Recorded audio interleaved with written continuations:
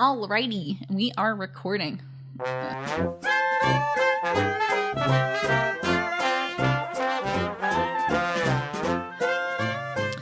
and welcome back to another episode of First Reaction Fan Reaction. I am your host, Kaylin Clothier, and with me is my co-host, Dara Whitman. Hey, so we are back, and we are still on the book 2 of Legend of Korra, Spirits. Yep. And we are on episodes...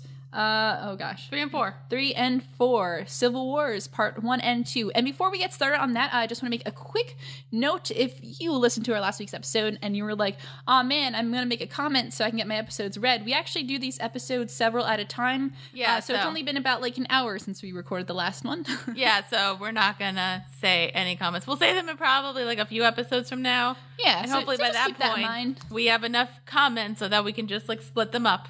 And it'll be a lot of fun. Yeah. So stay tuned, kids. And so let's go back. We're gonna talk some Civil War. Not between your favorite superheroes, but between your favorite water tribes.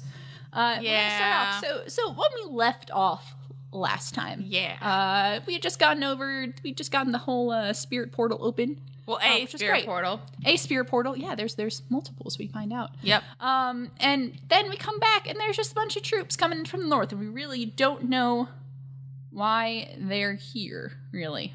Not really. Well, no, I guess we don't. So, and you can see there's some obvious tensions, because the people in the south are like, yo, we don't need you guys here, and people in the north are like, yo, stay in your lane, kids.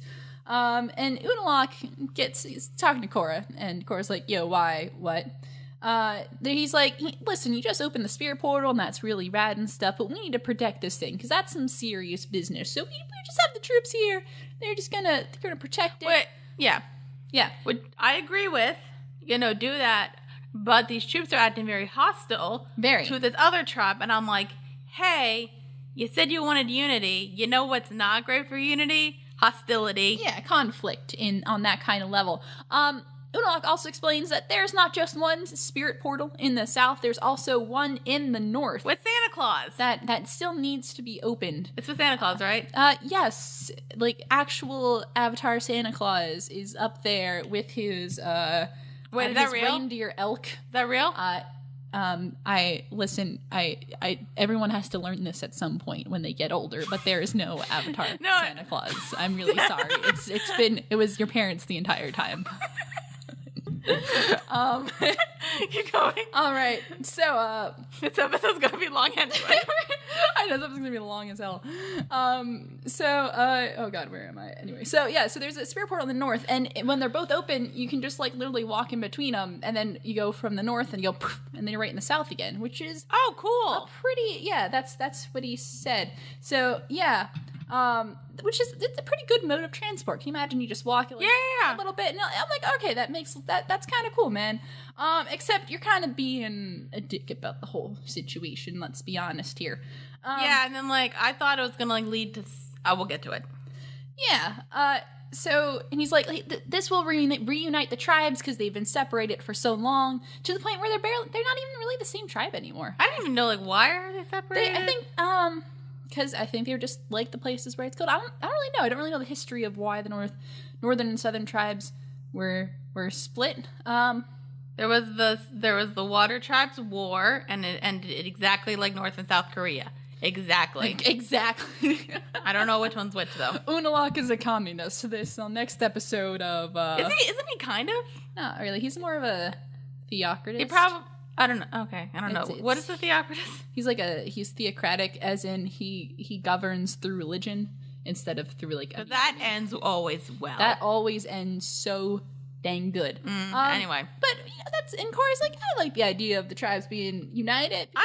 It cool. Sounds nice. The idea is all right. It sounds okay. It's exactly like communism. The idea is nice, but in practice, actually very terrible. Yeah. So we're going to switch over to all our communist friends out there. To our favorite airbenders, or our only airbenders, really. So Tenzin and his siblings are... and the kids. Yeah, they're hanging out. And we learned some stuff here. Yeah. We learned some really interesting information about what it was like to grow up in the Avatar Aang household. Yeah, definitely. Because Tenzin was like, yeah, man, I love all this vacation stuff. Reminds me when we were all hanging out, going on vacation with Dad. Mm-hmm. And then Kai and Boomy are like, actually, we weren't there. It was just you two doing that. And that was a very interesting discovery. I'll say that I found that weird. That like that happened. Yeah. Mainly because here's the thing that people might understand from like me watching the Avatar Last Airbender. I love Katara. I think that she is awesome and she speaks her mind and she will not take shit from anybody. Oh, tell him. Yes, you agree, right? I agree. Oh, I agree. Who doesn't love Katara? God, what a great lady. Exactly. So I feel like obviously I get like the whole like airbender thing and like you want to teach this one kid about that. Mm-hmm. But I also feel like if like Katara kind of noticed this that like maybe you're giving too much attention to one kid, Katara would have said something. Yeah. So like I don't know like did she, didn't she? Mm-hmm. What happened there? Did she even give more attention to Kaya because she's a waterbender? Mm-hmm. Although Boomy kind of seems pretty okay. Yeah. I don't know. It seems I found that interesting that like that would have happened, but then it's also kind of like for a while we have seen like the idea of that like Aang and Katara were just like this like this was all this like perfect family kind of thing. Yeah, it kind of does. It kind of starts to chip away at this idea that everything was 110% happily ever after the end of The Last Airbender. I think that can make some people like, oh, that's cool, and other people like, no, but I like that because it makes them more like human. It's I think it's very human. And I think we're dealing with kind of these unreliable kind of narrators here, trying to tell us, what it was like being kids, because obviously, you kind of have your own kind of skewed view of the world when you're a kid, so we really don't know what the truth is. But we're going to touch a little bit more about that later on, I think, because this is a recurring point in both episodes that we watched today. Definitely. So we're just going to put that idea in the back of your head. Mm-hmm. So we can flash back to the Southern Water Tribe, and there is a meeting where a bunch of people in the South, a lot of leaders in the South, are talking about, like, what the heck is going on here. They're meeting at Korra's parents' house, we should point out. Yes, this meeting is taking place at the home of Tanark and Senna, Korra's lovely parents. What's her mom's name? Senna. Oh, okay. Also, just sidetrack for a bit, you didn't tell me this. Who voices Kaya? Oh, I don't asked know you that during the commentary, and you didn't say anything. Because I was busy watching this show. You've seen this show. I like the show. Hold on. Yeah, because she sounded familiar. Lisa Edelstein. Oh, yeah, I know her. Oh. She was the main character on House. She was Dr. Cuddy. Oh, okay. Yeah, I love her. Nice. Well, now we know. Yeah. Cool. So we're back in this meeting. And so our good friend Varric is there. I'm loving Varric so much. Varric, I enjoy Varric. He is pleasant. He's fun. And I kind of compared him because like people because you pointed out because I first referred to him as Prince, and then you said he was more like Howard Hughes, and just kind of like, and I'm thinking of the movie The Aviator, and I'm like he kind of reminds me of, like eccentrically he's a lot like when Kate Blanchett with Katharine Hepburn. That whole thing. Yeah. Yeah. And so I feel like Varric is trying to kind of egg these people on. He's like, oh, man, we got to start preparing for war. Well, he kind of points out that, like, they're not, like, they don't want neutrality and they kind of want to, like, keep all the wealth. Like, he's focusing on himself, but I'm kind of like... He's very much focusing on himself. But I'm like, he's like, they want all our money. But I'm like, here's a point. There's a point somewhere in what he's saying. I don't trust, like, any... I'm like... it's very sketchy. Yeah. So they're talking, and Korra's here, and then Tanarka's like, "Hey, can you talk to your uncle? Let's stop here." And then we're back in the it's this scene with Bolin is pulling a cart, a little rickshaw kind of guy. That was a bit silly. Eska and Desna, and there's twins. We see a little bit about how they're just terrible with people because they have like the weirdest laughs ever. Yeah, they like. I guess that kind of makes sense. Mm-hmm. Like being like who their dad is? Yeah. I feel like they probably should have. I wonder what their mother is like. That's all I wonder here. It's like, what was their maternal figure in life like? I feel like not very present. Who knows? Who knows? That's a great mystery. So Bolin's like, oh man, it's going to be a shame when you go back to the north and then we're going to be separated. Yeah. Oh no. And then Eska's like, oh no, you're definitely coming with me, bro. And then Bolin freaks out and decides he should take some relationship advice from none other than the master of relationships himself, Mako. Master of relationships, quote unquote. There's a lot of air quotes going on in this room right now. Well, because I wrote the point, like, Bolin, you don't have to go. Like, I know, like, she's kind of forcing, like, she says, like, oh, yeah, you're going to come with us? Like, you don't have to go. Yeah. But she's a scary waterbender lady. She's not that, I don't find her that scary. And Mako is like, no, you just gotta, rip the leech off. Because that's what Mako does when he breaks up with girls. I don't know, him and Asami seem to be on good terms. Exactly. That's the point. Are they on good terms? Like, it seems pretty like good terms, yeah. I'm pretty sure they're on good terms. I don't know if it's gonna, like, you know, come up later. Who knows? Because, like, you know. All right, well, and then Korra comes and she's talking to Unalaq and she's like, hey, man, the Southerners aren't very happy. And Unalaq's like, he's like, man, there could be like a civil war going on here. And Unalaq's like, hey, that would disrupt the balance. Yes. And it's your job to keep the balance there because people are going to start taking sides, but you can't take sides. You got to be neutral on this whole thing. Yes. And she's like, and she's like, look, like, I know you've grown up here, but, like, you still got to be neutral. I know you're pretty partial, but still. Very partial. And then we can continue to see these tensions rise because the Northern Water Tribes are a bunch of, like, the soldiers are a bunch of dicks. They are a bunch. They're, like, not even trying to be neutral. No, they're not. It's their fault. They're like, hey, you got to get back in line. And then all the Southern Water Tribes are like, hey, man, like, stop messing. Like, pick on somebody your own size. Like, a bunch, like, some kids were just, like making, like, not as to making fun of them, like, throwing snowballs at them. And then they knock them off a roof. Yeah, and you don't knock children off roofs. You're just like, oh, kids, what are you gonna do? And then Korra is trying to keep it neutral, right? And not doing well. Because everybody's like, you're taking their side. You're taking their side. And somebody's like, you're the worst avatar ever. After Unalaq was kind of like, I could see you being the best avatar ever. And then Tanrak is like, yo, let's call it off, man. And then Korra's not very happy. She storms off. Well, like, her dad could be a good teacher for her, like, because, like, he could teach her how to be a leader. Because he's a pretty good leader. He is a pretty good leader. Like, besides, like, all the stuff that happened before, which we will get to. Mm-hmm. Oh yeah, he seems like a good leader. Yeah, and, like, I think you said this too when we were watching. You were like, Korra's a good avatar, but she's not quite a good leader yet. Which, like, yeah, you got to learn how to do. It's a very good point. Learn how to do that. That's a very good observation. Yes, I really want to bring that point up because it was a good point. You're welcome. And so then we're going back to the air temple here. And Tenzin, Kai, and Bumi, they're looking for Iki because she ran away. Because they're making fun of her. This sounds like a plot point. That might be a parallel to something else. This may be a parallel. And then Kai is like, yo, Tenzin, you don't spend enough time with your children, which is why they're like the way they are. Which Tenzin agrees, doesn't he? Tenzin is like, he's like too busy with my own stuff. He's like, man, I really wish I was like my dad because dad was super good and then at making the balance. And the kids are like, no, you idiot, he wasn't good at that at all. Avataring was a little too married to the job. Like, I'll say this, like, I will 100% say this even though I don't know because, like, you know, Aang's dead and we don't get his side of this. Yeah. I don't know. Do we ever get a side of this? I don't think so. Oh, that sucks. Anyway. Because he's kind of dead. No, but, like, you know, spirits. Spirits, true. I was going to say, like, Korra could be like, hey, like, did you ever, or, like, do we see it or anything? Like, maybe, I don't know. But I was saying, like, I'm going to say, I'm pretty sure that at least, like, he did care about his children. Oh, definitely. Because it's Aang we're talking about here. It's just kind of like, hey, here's this, like, there's another airbender now. And he's my kid. I should teach him.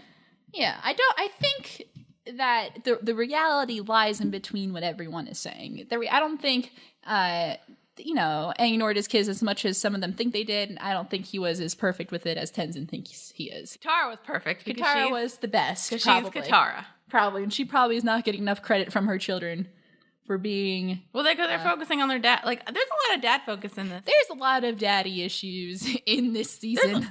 Which I don't mind daddy issues, but, like... And, like, most of them seem like legit daddy issues, unlike some other stuff. Yeah. Which is, like, not legit daddy issues. Welcome to the Avatar universe, where a lot of people have issues with their father. This was present in, like, every season of the show. Somebody has issues with their father. Well, that's because Katara and Sokka's mom was dead. True. And then they found out how she died, and I'm just like, aw, the best mom ever. So the moms are just the best. Moms are the best, and they just don't get the credit for it. And they don't get the credit for it, and then the dads have issues. The dads have issues. Welcome to the Avatar universe. This is your first lesson. Anyway. No. The first lesson is hashtag most firebenders. Hashtag most firebenders. So yes, it's interesting. So this conflict basically ends with Tenzin like doesn't want to really talk about their dad not being perfect, and Kaya's like, we didn't have like the best childhood. It wasn't perfect. It was good. It wasn't perfect though. And so with that, leave us to think about where we slowly try to crumple the thoughts we have as Aang as a father. And then we go back to the Water Tribe. And so Korra and Mako are talking, which is one of our favorite things to watch in this whole series. So much. I know. It's not as bad as last season, but no, actually, it actually isn't. Like so far, it's pretty. You're pretty. I hope it doesn't go bad. I hope it doesn't go bad. I really hope not. It's gonna go bad. So, she's trying to explain to him, and he doesn't really know how to handle it. He's like, maybe we should just go get some dinner. I do kind of like he says at this point, like, do you just want my support or do you want advice? Like he asked, like, what he's because like he he asked for help. Good for you, Mako. You get another point. Yep. So then they go on a nice date and everything is good and happy, except it's a double date. Well, so it's plus one, so it's a 5-person date between. Well, it's a double date, and then her brother's just kind of because brother's just kind of fifth wheeling, and then Bo and Esco. I know that feeling, bro. I know the feeling. He's fifth wheeling, but I don't think he really realizes it. That's okay, man. I don't think he cares. So obviously the breakup thing isn't going well. Oh no. And that's just really all that we gain from that. Well, because like he's kind of saying like Mako's like, didn't you bring it up? And she's just kind of like, I mean, I bring it up, but then she always says like she's gonna like freeze me, and it's kind of like slowly bringing it up, just and feed him to dolphin piranhas. Oh, I forgot about that part. Because I was gonna say like, look, like if she's just gonna freeze you, your brother has fire bending powers. Yeah, he can melt it away. Also, you're friends with the Avatar. Good pro quo. I'm pretty sure your friends will help you out. Also, Sam will help you out. Which, by the way, where is she? Where the great question here in these whole past like 3 episodes have been, where is Asami? Where is she? And so we're going back. We're flashback to the scene for our B plot where the Avatar Aang children are trying to find Iki, and Bumi is telling a nice war story. It was nice. The United Forces, and you can tell he's kind of he's probably stretching the truth a little bit, maybe. I mean, I get it, because, like, he needs to be more interesting than his two bending. The most interesting man in the world. Well, because, like, his siblings are benders. Yeah. He's got... Well, that comes up right then, because they're trying to find a way down a waterfall, and Bumi's like, let's not go this way, let's go this way. So it's trying to, like, climb down a waterfall, which is kind of dangerous. He seems like a daredevil, and he's though. Like, oh, definitely. And so he's like, this could be easy for a couple benders. And then they're like, yeah. So they get down it with ease. Bumi, not so much. He kind of hurts himself on the way down. Yeah. And they basically just give him crap for being a non-bender, which was a really sad scene. I feel like that would have happened, though. Yeah. At some point. But I feel like something tells me, because, like, I feel like, because I always like, was wondering if they gave him, like, a ton of crap. And I feel like if they did, like, Bumi would not have, like, especially his relationship with Kaya. Yeah. I feel like they wouldn't have that good of... It feels like they have a good relationship. They do. So I feel like their relationship wouldn't be as good if they bullied him constantly. Yeah. So I feel like it's just, like, a little bit. Yeah. Well, the thing with Bumi here is that, so they're like...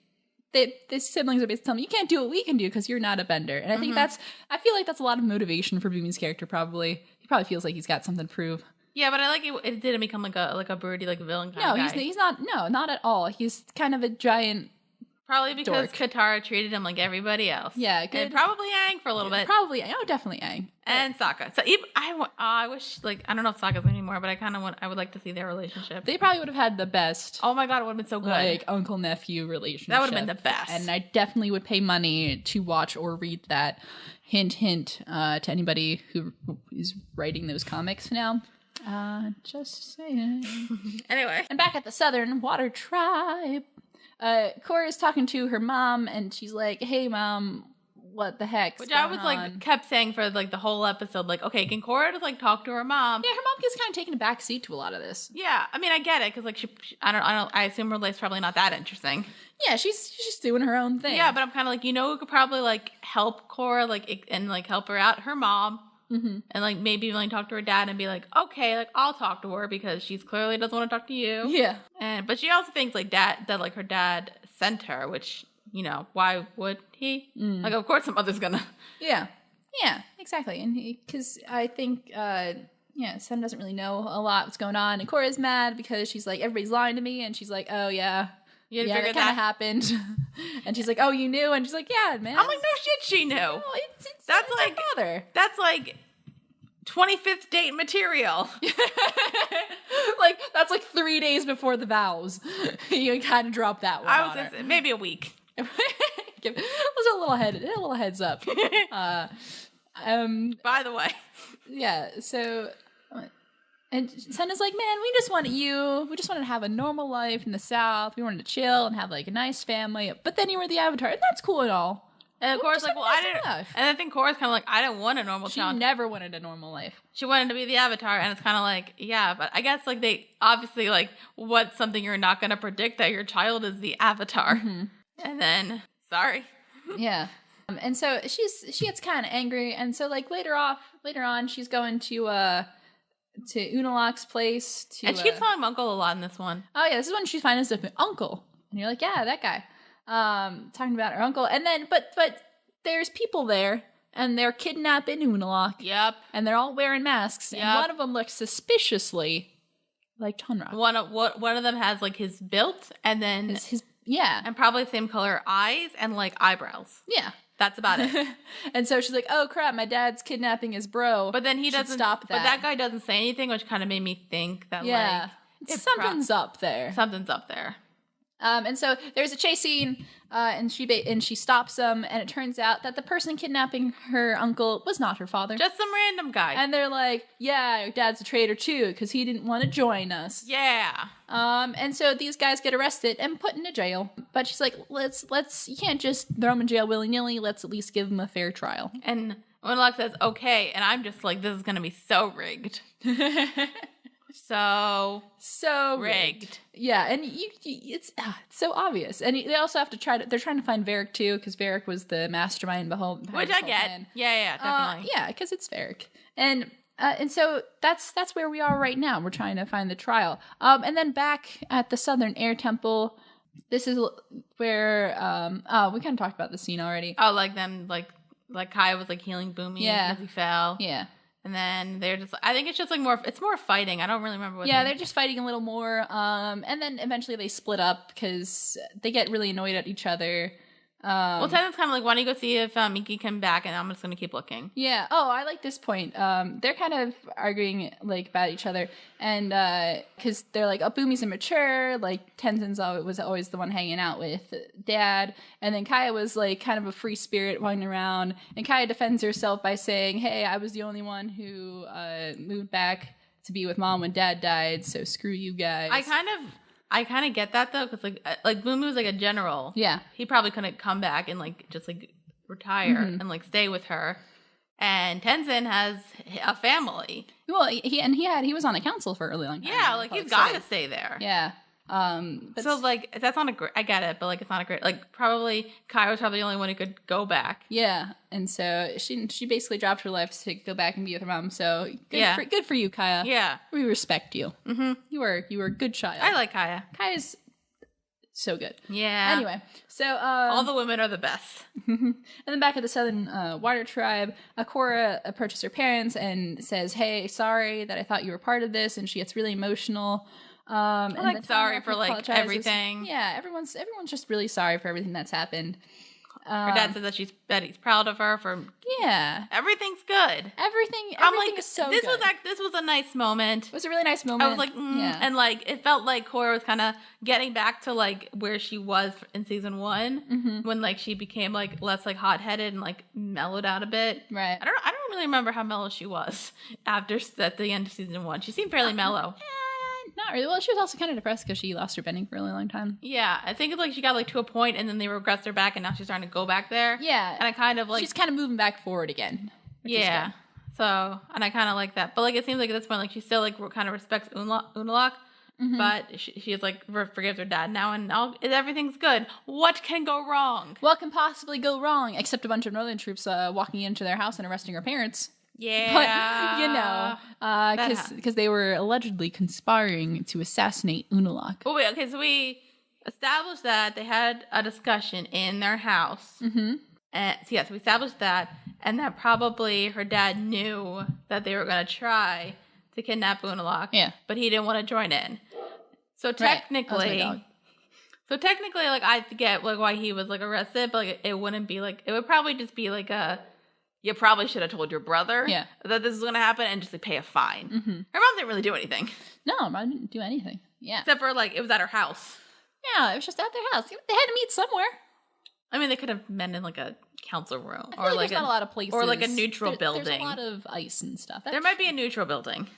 Maybe, but it was like the dining hall where they had that dinner party. Ooh, they could have done it there. Nice. Neutral ground. Secret though, like where there's no northern people. Anyway, so that's where we end that episode with with people getting arrested, as any good episode should end. So, what were your thoughts on this episode? I like this one. I think definitely more than the last two. Mm-hmm.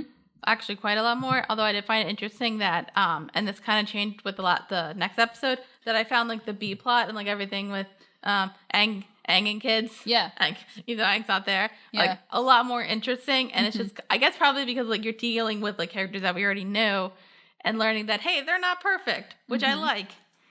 And just like some sibling rivalry and like real problems. Yeah. And I found that way more interesting than the whole spirit stuff, which like most steps, like I kind of knew where it was going to go. Right. With like, well, not all thing. I didn't really know about the kidnapping. I didn't really think about that. Mm-hmm. But like, and then like, and I guess just like everything Korra was doing and like maybe not asking for much help. Mm-hmm. And there felt like there was a lot of pointless scenes too. Like pretty much anything with like Bolin and Eska was kind of just like, yeah, it was a weak C plot that really didn't need to be in it, I think. Yeah. Mm-hmm. And it was just kind of, but like the ending bit was good. And like, I'm just like looking at like the way like the trial's going to go on. Like, this is going to be rigged.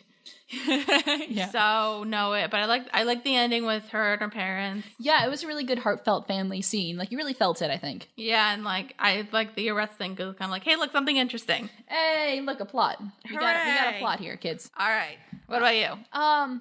No, I think when you said I find the B plot with the siblings of Tenzin, Bumi, and Kaya to be more interesting. I totally agree. Mm-hmm. I think I always thought that. I think when watching that first time I watched it, like a billionth time I watched it, I still think that because the A plot in this, it's more like it's a plot for the sake of plot. I feel it's not really doing much for me, but I like the because I think with the other plot with the kids and stuff. The siblings, you're also learning about the characters from The Last Airbender, which I think everybody misses in their own right, because they were some of the best, You can't go wrong with Avatar: The Last Airbender and those guys. The original gang, if you will. Yeah. It's not gonna have any kids. Nobody knows. Oh, God. Sokka's history is so like, it's so like shrugged. He had a girlfriend. Yeah, and I don't... And like if you look at the creators are like very deliberately, I feel like don't make a comment on it, which is why I think it's going to come up in one of the comics. I hope so. If anybody who writes comics is listening to this right now, please include. Yeah, like who doesn't like I'm pretty sure like Sokka's like one of the favorites. Yeah, everybody loves Sokka, and I don't know. I feel like Sokka gets kind of shafted in this series because they don't really talk about him a lot. His story is elsewhere. Mm-hmm. And I just really miss Sokka. That's really... Hashtag more Sokka. Hashtag, please, more Sokka. But yeah, so I really love that B plot. I think it was so interesting, I think, to feel. I think it was a very, not controversial in a way, but people were very divided on whether the idea of Aang not being the perfect father, because he's a good person. I think people are really surprised about that because they thought, he would be perfect. But you have to realize he's the Avatar. And there's a lot of responsibilities there. And he was, and can you have it all? That's the question, the rhetorical question we're going to state here. Yeah, and like I said, I like the fact that he wasn't... the only thing I'm thinking is just kind of I feel like if he was just taking his one airbender son around on these vacations, I feel like Katara would have said something. Yeah. You'd think Katara would be like... And be like, hey, you got 2 other kids. I know they're not airbenders, but they still need your fatherly love. And granted, we'll say this about Kai and Bumi. I don't think they're saying that they don't dislike their father. No. It was not like a Disney dad kind of thing. Because they still you can tell because they're they say that they are Aang's kids too. So they want to be a part of their family's heritage as much as everyone else. Which I like. It's not like a whole, like, I hate you, Dad thing. It's like, no, we clearly like him. Yeah, exactly. Yeah. But maybe, we were talking about Katara and how, like, surprised she didn't say something. Maybe she did say something, but just not in the presence of her own children, which could be very true. Who knows? Oh, no, I don't think she might have, she said something to Aang in the presence of her own children? Yeah. I'd be like, hey, man, like... Yeah, but they don't mention, like, any other vacations that, like, they took together, like, later on in life, because, like, I could see that. But maybe they did, and they just don't want to focus on that, because, that makes sense. They focus on only the bad stuff, as it's very human nature, too. But anyway, so, yeah, I found that part super interesting. That's always something I want to learn more about, anytime... I always think about that because it's good because we have those ties to the old characters, and which sucks because it's a sequel show and you probably should find the stuff with the newer characters more interesting. Probably, but for now, for this episode, it was like, yeah, it's all right. Yeah, it's fine. All right. Any other thoughts for this episode? No, that's about it. All right, cool. So when we come back, we're going to be looking at Civil Wars Part 2. Stay tuned.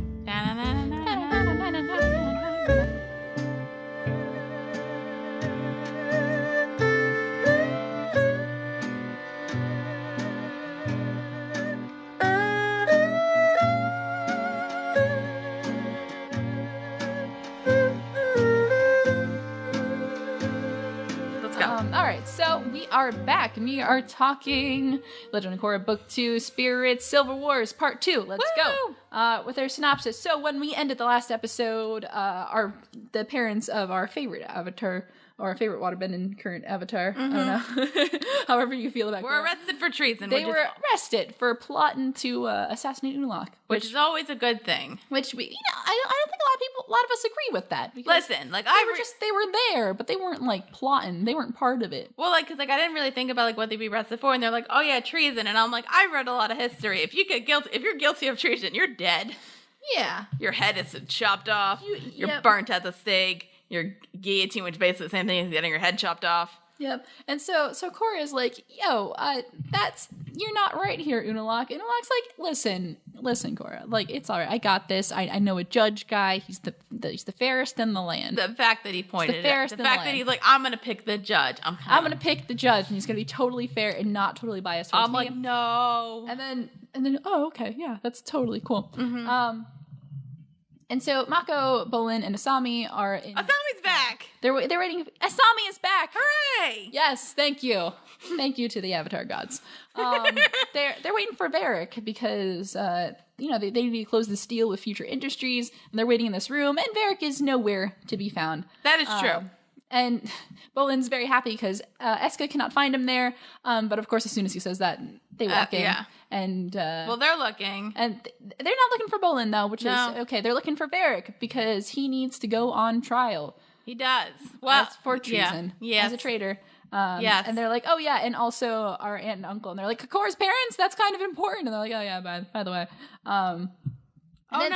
And they leave. And... So they're like, Varric, where's this guy? And suddenly Varric he's there. He's in the room. But where in the room? He is inside of a stuffed platypus bear. I'm really glad Varric's back. I like it. You're so good.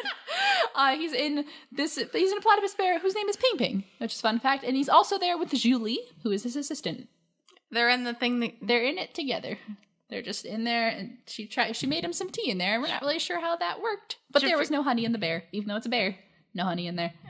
That was weird. Like, were they like doing anything in there? It is best that we not think about this because it is a bear. No, like it's probably comfortable in there, and like it's probably a taxidermied bear. Yeah, it's probably like it's not gross. It's probably really warm in there, though. You want to get too warm in there. No, it's like that thing. Oh, it's really warm. We need to take all our clothes off. Oh, now we're cold again. Oh, okay. That's what I was thinking. I mean, I guess they're adults. I don't know the relationship. Anyway. That's just like one of my fan fictions. What? No. I don't write fan fiction. You know that. But Varric is like, hey, Bolin, I got something for you. And he drops a wad of cash out of a platypus bear's butt because this is a very adult show. And he's like, you use it to bribe because obviously this is not going to be a fair trial. So let's try to swing the judges in our favor. And he's like, oh, it's a good idea. Yeah, here's the thing. This is why I do love Varric now. Yes. I love him. Yeah. Here's why. Because he is corrupt and he will bribe people and he like does not care. It's very true. And he's honest about it. He's honest about it. He's honest about who he is. He's very upfront about whatever kind of person he is. I respect that in a person. If you could be a horrible person, if you're honest about it, I'm like cool. Even if you're honest about being a serial killer. Mm-hmm. Well, maybe not that. Anyway, all right. So that's where that scene ends. We end with potential bribery. And so back at the Southern Air Temple, Tenzin is flying solo now because his siblings left because they were all in a tizzy. He's looking for Iki, and he goes into a nice cave and finds his daughter, hanging with a bunch of baby bison. Yay! They're the cutest things ever, and they have the best names. I forget all their names. Okay. We have Blueberry Spicehead, Princess Rainbow Twinkle Starchild, and Juniper Lightning Bug. All right. I do not remember that off the top of my head. I have it here in front of me on my computer. That's like such a name a little girl wouldn't name, like make I up love it. Iki's such a cutie. And Iki is like, these are my new siblings because my other siblings are the worst. And yeah, it sucks being like... Tenzin is like, bro, I feel you there. You mind if I join you? And so... It's almost like these... It's almost like these stories are parallel. It's almost... like there's some kind of line we can draw between them. And so then we go get a little more serious here. We're back in the courtroom. Bolin is like, yo, Asami, I did it. All right. He's like, I just gave some money to the two guys and I said, take care of it. But it turns out those weren't actual anybody who mattered. Typical Bolin. Are they just making Bolin dumber? It feels like that, doesn't it? Yeah. It feels like it, doesn't it? I have some feelings about that. I don't know if he's gonna get dumb. Like I wonder if they just like, because sometimes this happens in shows where you're just kind of like, I don't know what to do with this character. Yes, that's what it feels like. Which like I don't mind because like especially like with the way that this show is clearly planned out, I don't mind that if like it happens sometimes. Okay, because then it comes to the point where like you know what you're gonna do with the character. Mm-hmm. You figure it out eventually. As long as they figure it out eventually, right? I'll forgive this. All right. So then we see the judge walk in and Bolin's like, oh man, I should have bribed that guy. And we're like, yeah, buddy. I mean, to be fair, like you should have done that. But like, I remember like looking at the judge. I'm like, he looks serious. Maybe it just is like a regular judge. Yeah, maybe this won't turn out like we think it's going to turn out. And so the trial begins, and then we get all the boring legal stuff. Why weren't there any lawyers? I don't know how Water Tribe court works, really. Or like that. What's that person who like writes out everything? That job must be hard because you gotta like really listen. I'd be terrible at that job. I get distracted. I know, right? Jobs that we could not do. And so Interlock starts saying, "Hey, listen, I was trying to sleep at night, and then the rebels attacked, and then Korra saved them, and then Korra is like, yo, what was the meeting like?" And she's like, yeah, she was telling him about the meeting. And then Bolin's like, object. Sit down. It's like, can I declare a mistrial? I agree with him on that. This is clearly a mistrial. It's clearly a mistrial. There are no lawyers. And then she's like, hey, my parents are innocent here. And the judge leaves, comes back, and says, he's going to give his final decision. Mm-hmm. Which isn't how that works. There should be a jury also. There should be a jury. Yes, there should be. It's not a judge's decision. There is no jury of peers. What does the judge decide technically in a trial? Is he like... I think in some cases they decide something. They can, yeah. Well, if you watch The Honorable Judge Judy. I don't.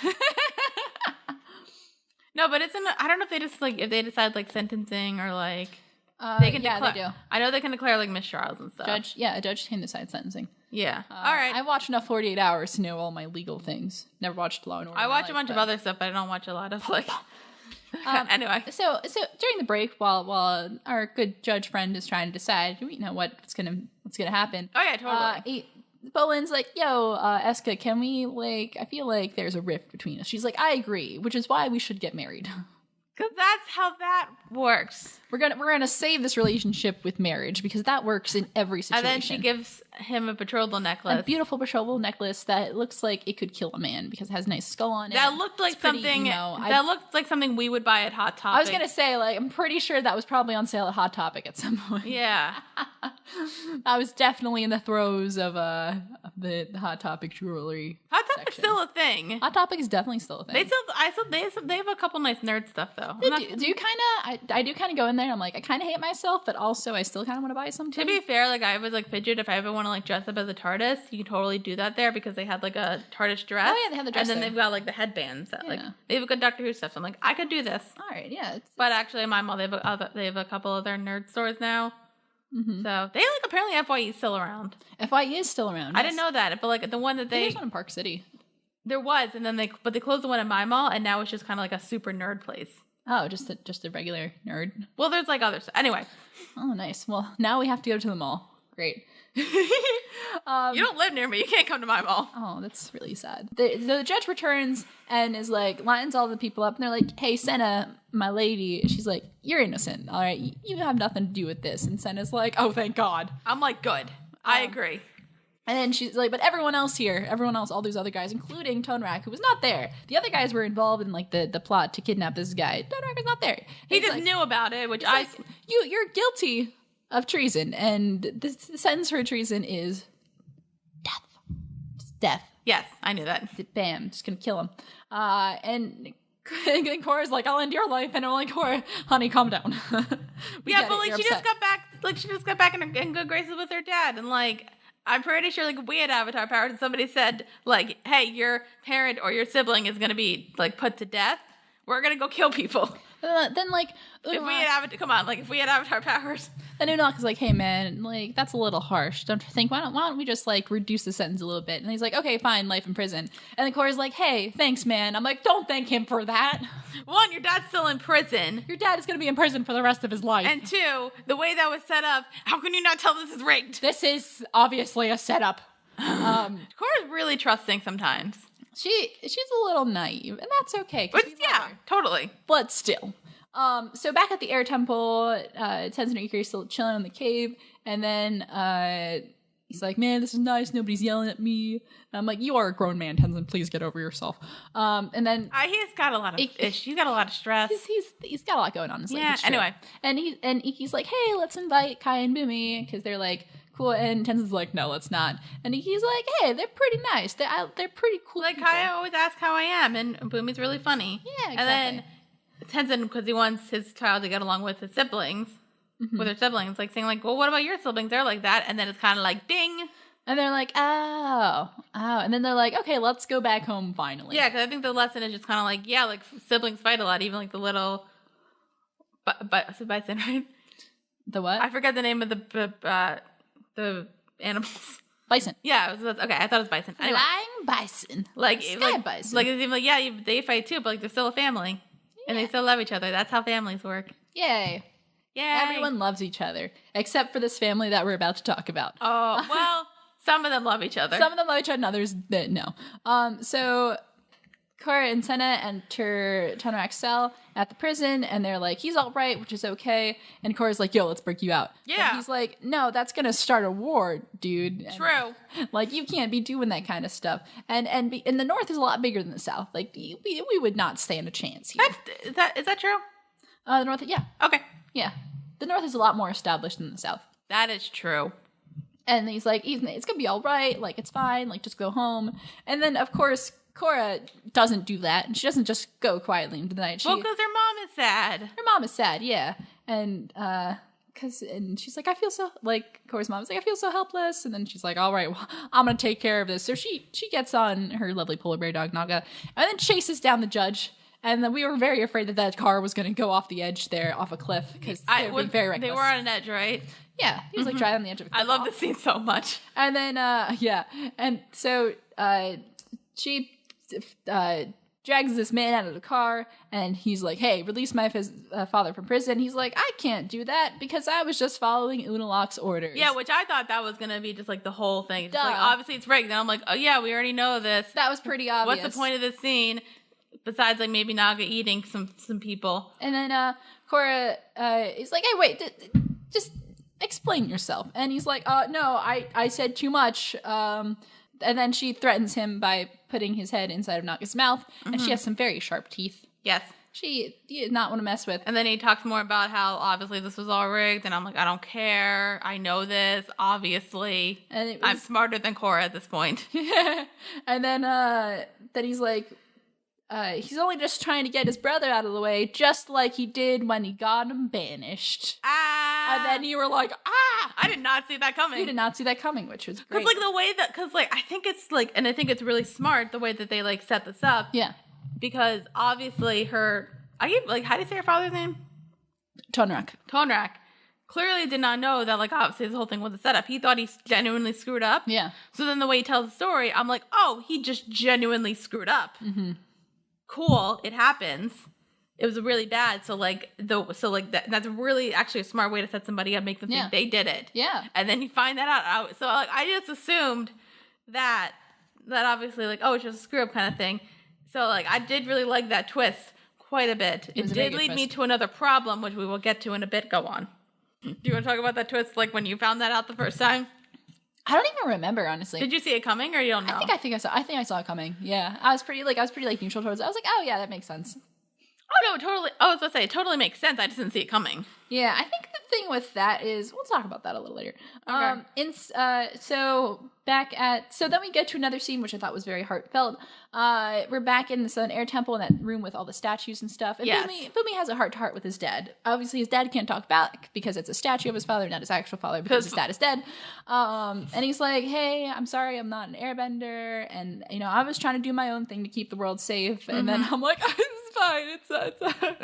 And then Kaya was listening the whole time, and she's like, "Man, Dad would be proud." And then they gave him a nice hug, and everything is okay. Yeah. So yeah, that was a good scene. I always get emotional at that because he just wants his father to love him. His father probably did. His father definitely loved him, but he still needs his father's approval to live through life, even though his dad's dead. Anyway, so back in the Southern Water Tribe, so Korra tells Mako Asami and Varric that she found out about Unalaq because the judge squealed. Yeah, we explained because I was kind of wondering, like, okay, like I saw like how the fact that like the dad told the story. You see how like it's all happened, and it clearly didn't seem like a setup. Yeah. So how was this a setup? So, yeah, Unalaq hired the barbarians to attack the Northern Water Tribe, and then told them to retreat to the Spirit Forest. Yes. Because he knew his brother, the general, would be like all about attacking that place. Yes. So he used that to his advantage, and then this got Tonrak banished, so Unalaq could become the chief himself. Yes, which by the way, one smart move. Gonna give him that. Yeah, that's pretty well thought out. Yeah. Good job. So that means does that mean like if they reinstate who was ever chief, and that means that Korra is the next chief if her dad gets reinstated? That's a great question. No, I don't think so though. Really? But if her dad gets reinstated, then I don't. Well, do we want the creepy cousins to rule?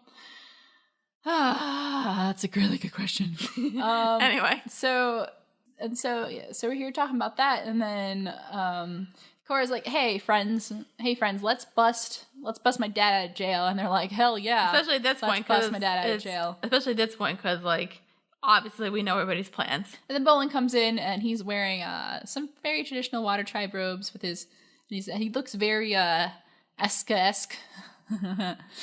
And so he's like, okay, yeah, I guess I'm getting married. And Korra's like, I guess the girl is supposed to get the betrothal necklace. I'm like, Korra, we don't have time for your gender roles here. Let's, if a girl wants to give a guy a betrothal necklace, it's okay.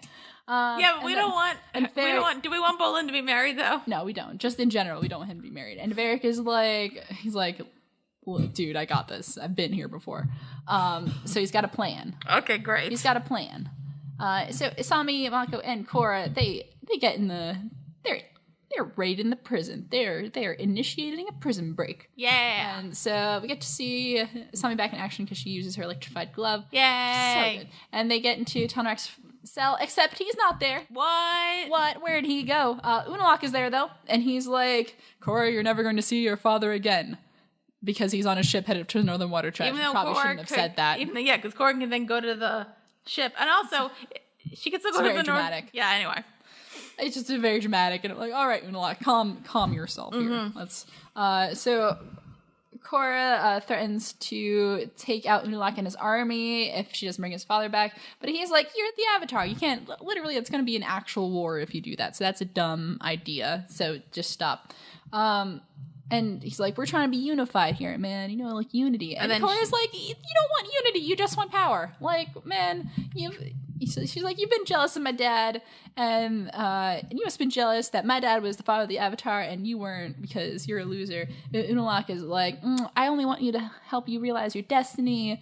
And she's like, nah, man. And so he's like, dark spirits are going to attack the South in a civil war.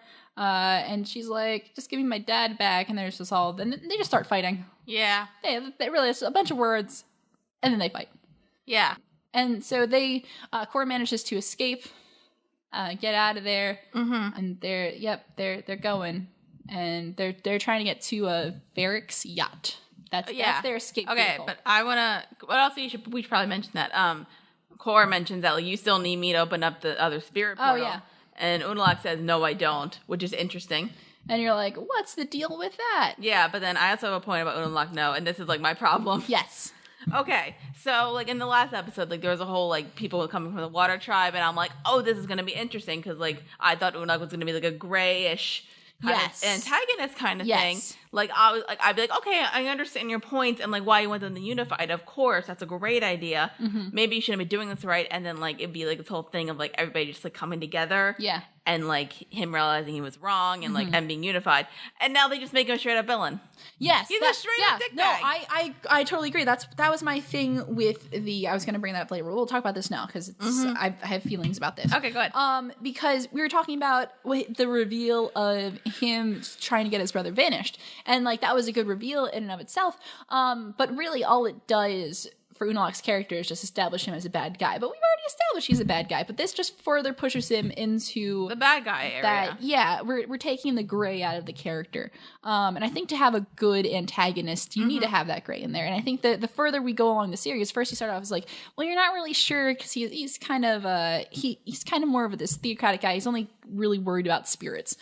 He's not really thinking about much else. But the further we go along, it just seems like he's just a bad guy. Yeah, and that's not really as interesting. Yeah, and usually this whole like saga, like it's like everything from like Last Airbender to even like season book 1. Yeah, they had good villains. Yeah, who were either like some of them were like straight up villains, but like they were actually more interesting straight up villains. Yeah, or they were dynamic characters who like you understood why they were doing what they're doing. Even even in the last book, I understood why all these villains were doing what they were doing. Even with Councilman Dickbag.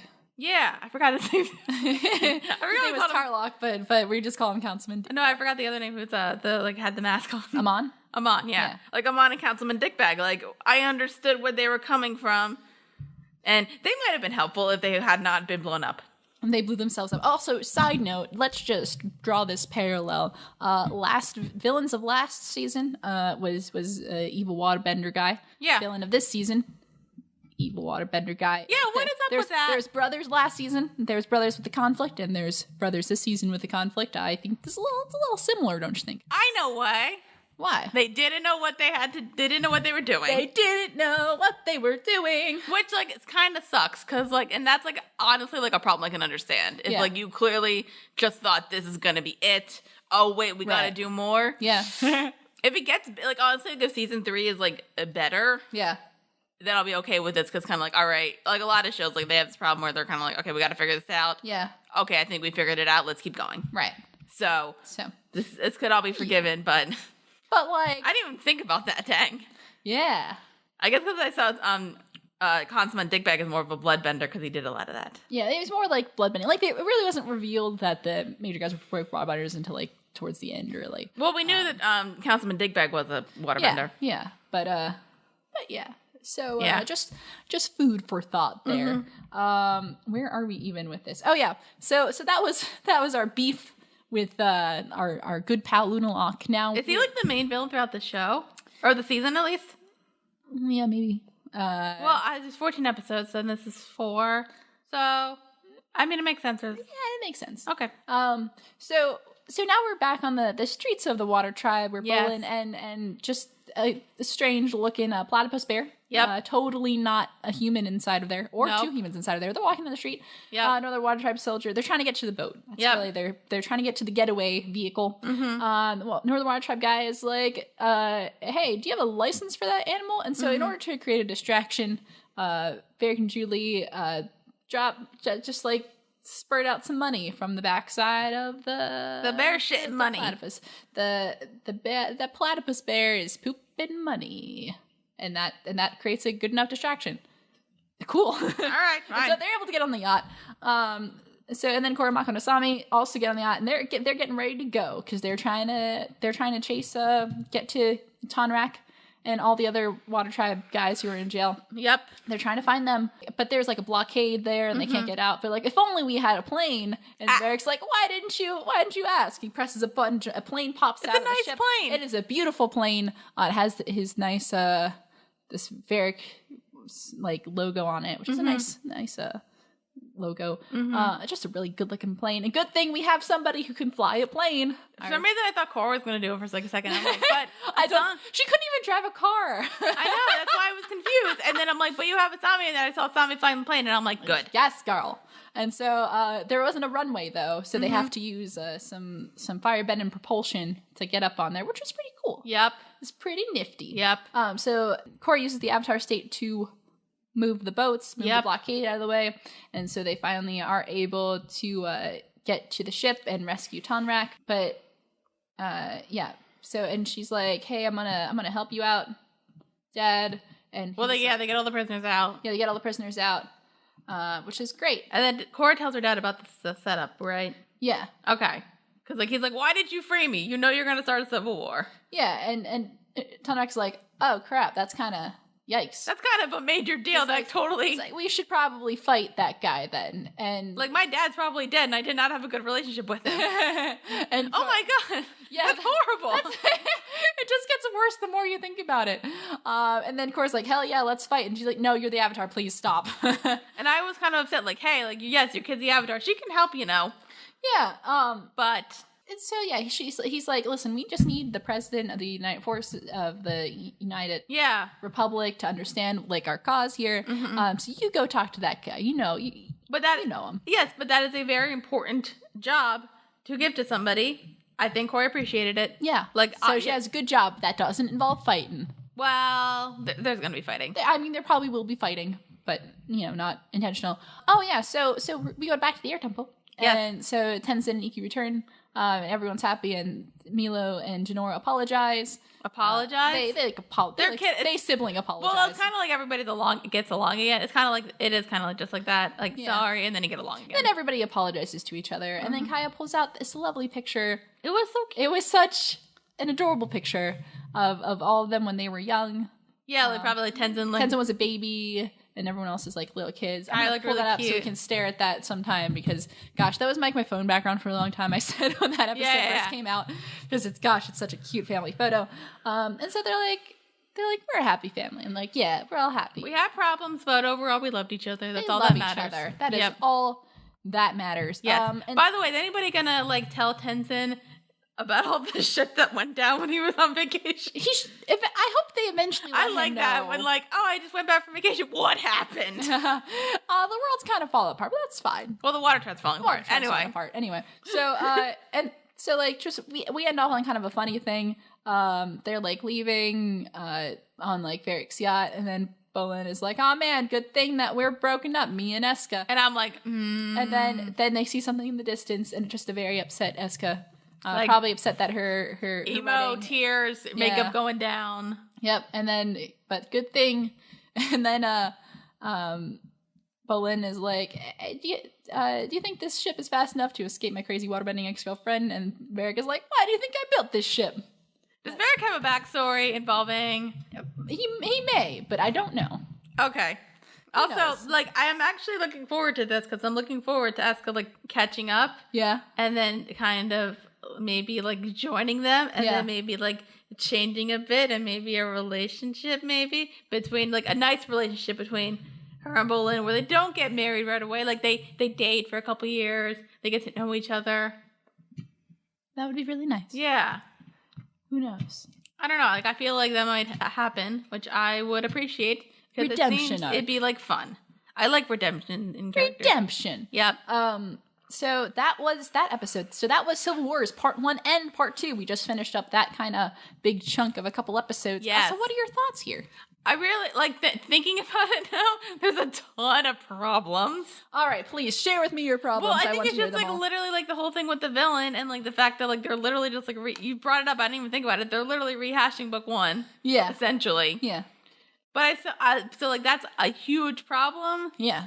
And, like, I don't know where they're going to go with that. Mm-hmm. But actually, like, I was really interested in this episode. I was, like, super invested in everything, including the A-plot. Yeah. That was interesting. I liked everybody. There wasn't like Korra did well. I really liked her in that. Mm-hmm. The Bullen stuff was still not great. It was better, I think, than the last episode. Yeah. But not great. Yeah. I liked having Asami back. She could have done a bit more. Yeah, we could have had a little more Asami. Yeah, and Varric was awesome in his bear thing. I like the twist. Like, honestly, I did not see that coming. Yeah. So good on you guys. Good job. And obviously, like, I guess I don't know if I was like hoping that they would try to make it less obvious that this whole thing was rigged, but like they don't. Yeah. I'm just kind of like, and yeah, and the fact that like when you said it, they're rehashing book 1 with like everything basically, except for even like with the whole equals thing, they're just trying. It's like unity. Yeah. Well, I think they're kind of like. They just change it around a bit instead of focusing on instead of like normal people and benders. It's just like the water tribes being unified. Yeah, and spirits. They're just throwing some spirits into the mix. But there's not that much spirits yet. Like was there any spirits these 2 episodes? Not really. Exactly. Just talk about spirits. Yeah, so it does kind of feel like, with the exception of like the spirit plot line, which they clearly, that's probably the only thing I thought of, but they maybe, I don't know if it's gonna like appear more, but they clearly didn't like rehash it enough. Yeah. It's clear that like they're just kind of rehashing book 1. Yeah. Even like making Bolin an idiot. Okay, yeah, all right. I'm glad you brought that up because I wanted to talk about that. I thought we did talk about that. I said Bolin as so dumb now. No, I didn't. Well, I was like, I'll talk about that later. Oh, okay, yeah, go ahead. No, well, I it's true because I think I said it. I said it back in book 1 where I think I like book 1 Bolin's iteration way better than I like book 2 Bolin. And we still have yet to see kind of why I feel that way. We'll kind of get a little bit more of that in later episodes, but definitely I feel like they kind of took Bolin's character and they're like, okay, well, he's funny, and they kind of forgot about everything else about his character. Yeah, they're just like, he's funny and not very smart. You know, but he also is a really good earthbender, and he cares about people. Yeah, he's a sweet guy. Yeah, he feels very passionately. He's just a big sweetheart and teddy bear, but we're not really talking about that part. And which is sad because I love Bolin with all my heart, but also book 2 Bolin makes me want to like just sigh deeply. All right, pour one out for our boy. Yeah. So, what do you think of the episode? So that was a big point. I think kind of also rehashing another point I made. I still really like the B plot. I still like the B plot. It was just kind of like the A plot got interesting now. Yeah, it actually it kind of picked up really in speed. So we kind of so I think it makes me a little more curious, or maybe a little more curious about what's coming up, because once we kind of finished that, we knew that the trial was rigged, and we knew that they're gonna get. Well, we didn't know he was going to get out of jail, but we were kind of like, all right, we're probably going to. I assumed he was going to get out of jail. Yeah, so we're like, well, where are we going now? And now we know, we kind of have an idea because we have to go back to Republic City. I mean, do we know who the president is? Like, no, we only saw him in that one clip in the first episode. I just didn't know if we met him before. No. Okay. No, he's a brand new character. Cool. I wonder if he got elected then. Who knows? You probably do. I don't actually know how he got elected. They're pretty like vague on like how they just restructured an entire government within 6 months, but I'm not bitter about that. Yeah. So yeah, I think this it's kind of picking up a little bit, and there were some funny moments, there's some good moments, and yeah, I'm just just waiting to see what happens next. Also, we point this out in the last 2 episodes because of something we care about so much. Very little Mako and Korra relationship stuff. Yeah, very little. That was pleasant. It was nice. I hope it stays that way. Let's hope. We keep bringing this up it stays that way. We keep bringing this up I've seen your eyes whenever I bring this up. I have a feeling. Guys, I'm trying so hard to not give anything away, but it's so hard. Is it anytime soon? I'm not going to comment. I'm not going to tell you about that. So the next episode, got it.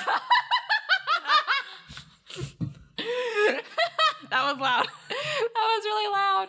I'm gonna edit that sound down. I'm pretty sure my mic like totally peaked there. I don't actually know. What are the next 2 episodes? The next 2 episodes are Peacekeepers and The Sting. Ooh.